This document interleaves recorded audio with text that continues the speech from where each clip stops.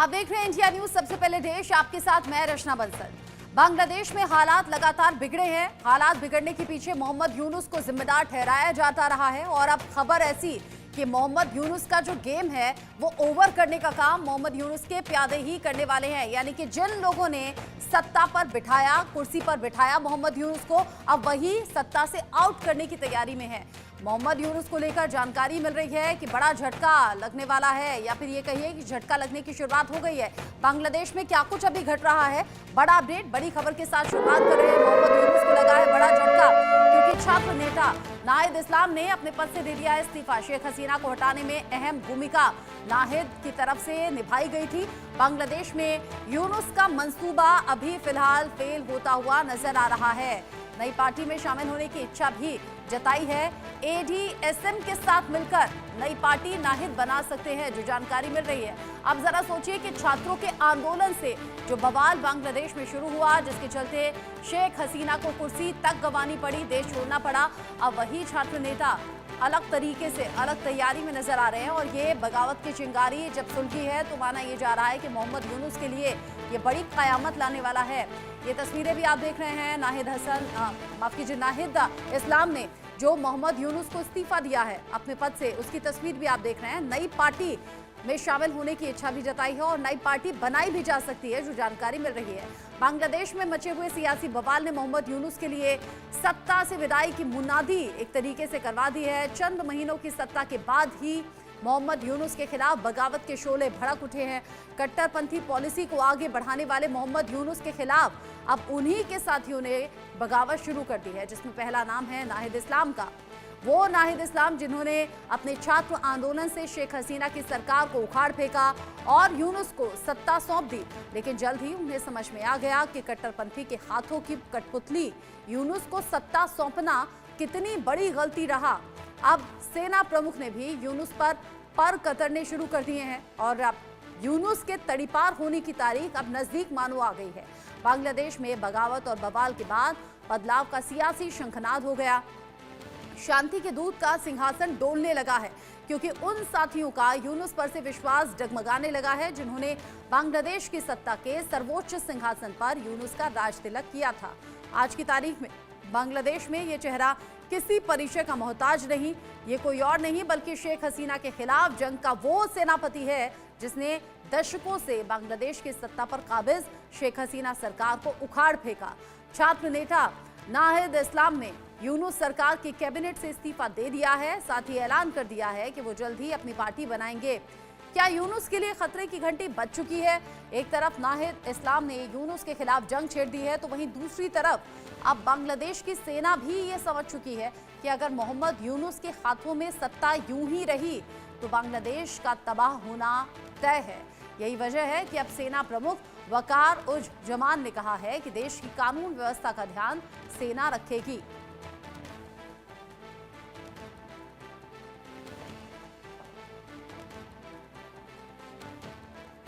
छात्र नेता नाहिद इस्लाम ने दे दिया है अपने पद से इस्तीफा। माना जा रहा है कि जल्द ही नई पार्टी बनेगी या फिर अपनी नई पार्टी बना सकते हैं, दूसरी पार्टी में शामिल हो सकते हैं नाहिद इस्लाम। और यहीं से उल्टी गिनती मोहम्मद यूनुस की शुरू हो गई, यानी कि खेल खत्म हो गया। नाहिद इस्लाम ने मोहम्मद यूनुस को अपना इस्तीफा सौंप दिया है, जिसकी तस्वीरें भी हमने आपको दिखाई। अब इस्तीफा तो सौंप दिया है, लेकिन यहाँ पर नाहिद ने एक नई पार्टी, राजनीतिक पार्टी बनाने की घोषणा भी कर दी है। एक तरीके से इस्तीफा सौंपा और यहीं से नई तैयारियां, यानी कि नाहिद एक नई राजनीतिक पार्टी बनाने की योजना अभी बना रहे हैं।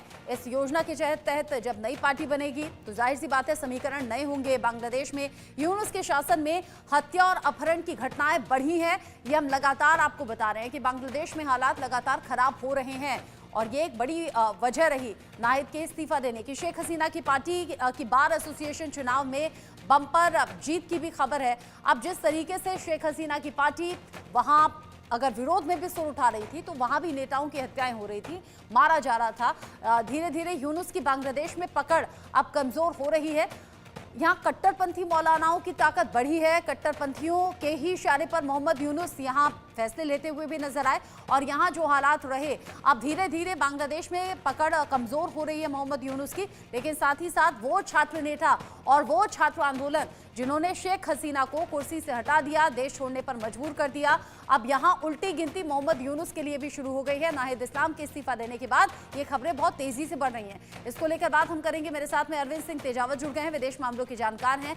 कर्नल रिटायर्ड टीपी त्यागी सर मेरे साथ में जुड़ गए हैं, डिफेंस एक्सपर्ट के तौर पर। आप दोनों का बहुत स्वागत। आप टीपी त्यागी सर, जो हालात अभी बांग्लादेश में बने हुए हैं, हमने देखा कि छात्रों के आंदोलन ने क्या बवाल वहां पर खड़ा किया, फिर सेना ने सीधे सीधे शेख हसीना को कहा कि आप पद छोड़ दीजिए, वो चली गई। फिर सेना का तख्ता पलट हमने देखा, अंतरिम सरकार का गठन हमने देखा, मोहम्मद यूनुस की जिम्मेदारी संभालने की तस्वीर भी हमने देखी। लेकिन जो हालात लगातार बिगड़ रहे थे, शायद अब चूंकि नाहिद इस्लाम के इस्तीफा देने की खबर है, नाहिद इस्लाम और बाकी छात्रों को शायद ये अंदाजा नहीं था कि हालात ऐसे होंगे, और इसीलिए अब कह रहे हैं कि ये उल्टी गिनती शुरू हो गई है मोहम्मद यूनुस के लिए। मैम, जो दिखता है वो होता नहीं। मुझे लगता है कि ऐसा नहीं है, बल्कि मोहम्मद यूनुस को सत्ता में बनाए रखने की गिनती शुरू हो गई है। मैं एनालाइज करता हूँ, मैं 4-5 पॉइंट आपको देता हूँ। सबसे पहले तो ये कि आर्मी चीफ जनरल वकार ने ये कहा कि मोहम्मद यूनुस अच्छा काम कर रहे हैं, सब लोगों को जोड़े हुए हैं, हमें उन्हें सपोर्ट करना चाहिए। 1 पॉइंट। सेकंड, उन्होंने कहा कि जो इनफाइटिंग हो रही है, ये इनफाइटिंग गलत है, मैं आपको वार्न करता हूं, फिर मत कहना कि मैंने आपको वार्न नहीं किया। ये किसके लिए था? ये नाहिद इस्लाम के लिए था। नाहिद इस्लाम ने बाहर निकलने के बाद उनकी ताकत खत्म और यूनुस की ताकत बढ़ी। फिर तीसरा, उन्होंने कहा शुरू में ही कि हमने 18 महीने का समय दिया था इलेक्शंस के लिए, यूनुस उसे दिसंबर के एंड तक कराना चाहते हैं। यानी कि जो उन्होंने पहले कहा था, यूनुस उसी बात को कर रहे हैं। और फिर उन्होंने ऑपरेशन डेविल हंट चलाई। इस ऑपरेशन डेविल हंट में उन्होंने करीब 860 लोगों को पकड़ा। कौन से वो 860 लोग थे?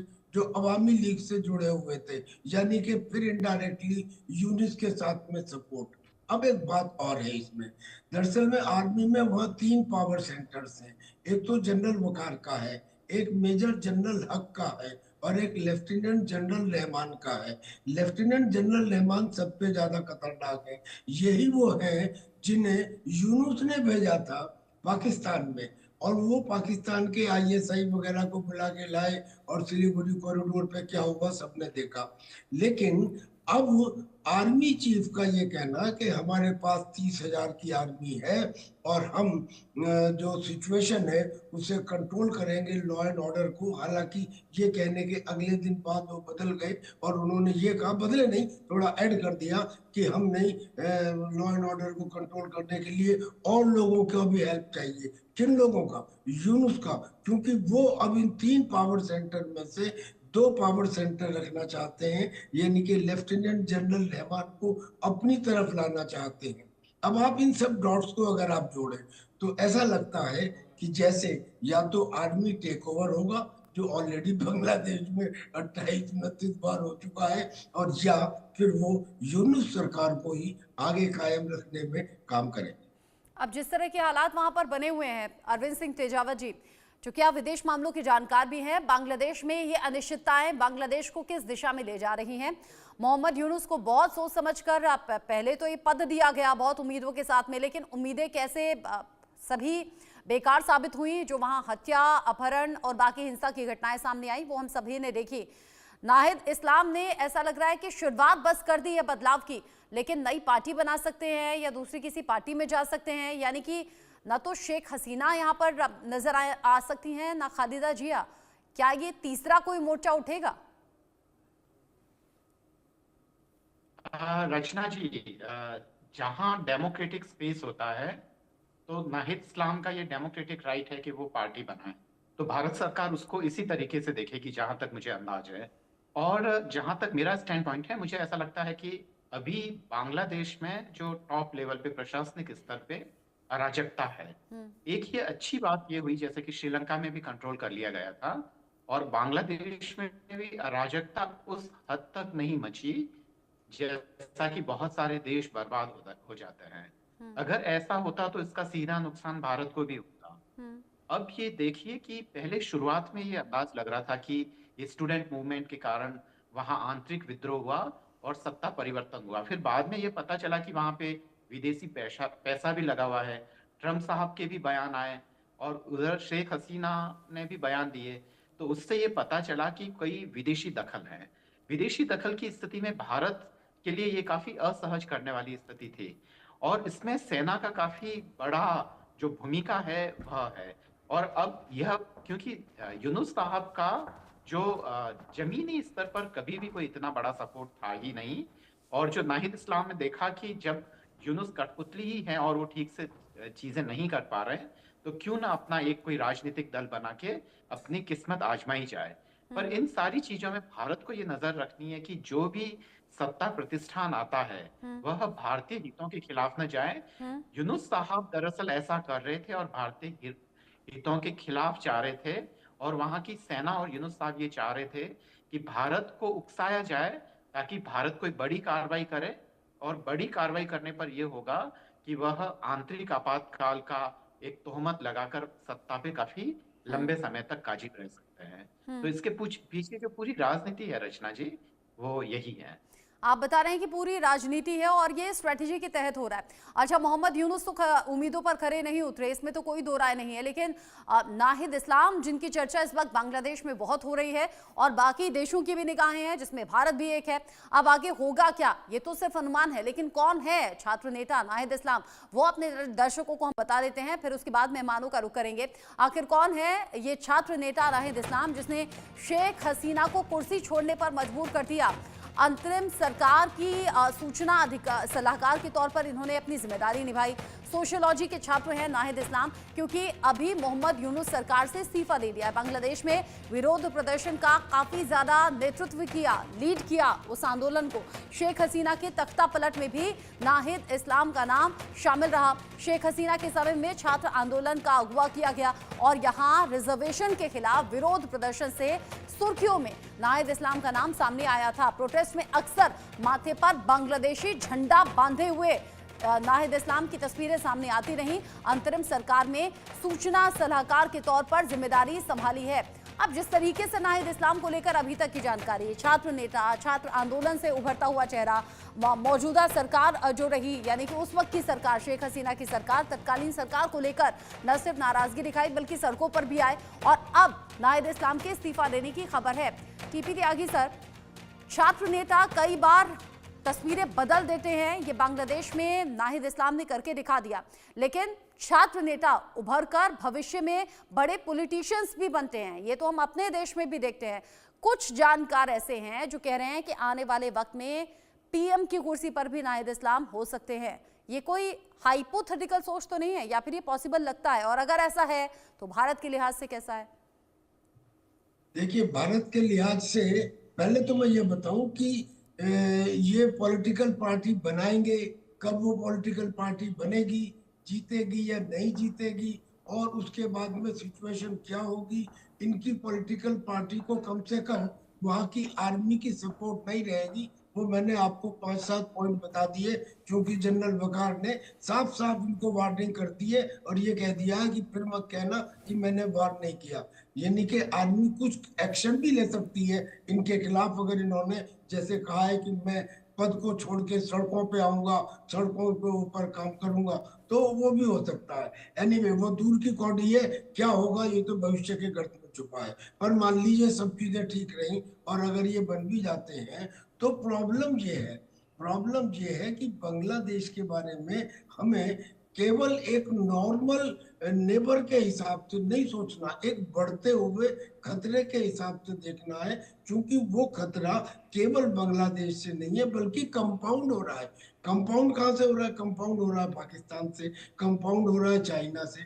पाकिस्तान के आईएसआई के चीफ को बुला के लाना, सिलीगुड़ी के कॉरिडोर के पास यानी कि चिकन नेक के पास उनका ट्रेनिंग करना, वहां पे बंकर बनाना, उधर पाकिस्तान के जहाजों में एक्सप्लोसिव मटेरियल भेजना, उधर चाइना को उधर चाइना को जिस प्रोजेक्ट के लिए शेख हसीना ने मना कर दिया था, तीस्ता रिवर का, वो प्रोजेक्ट देना।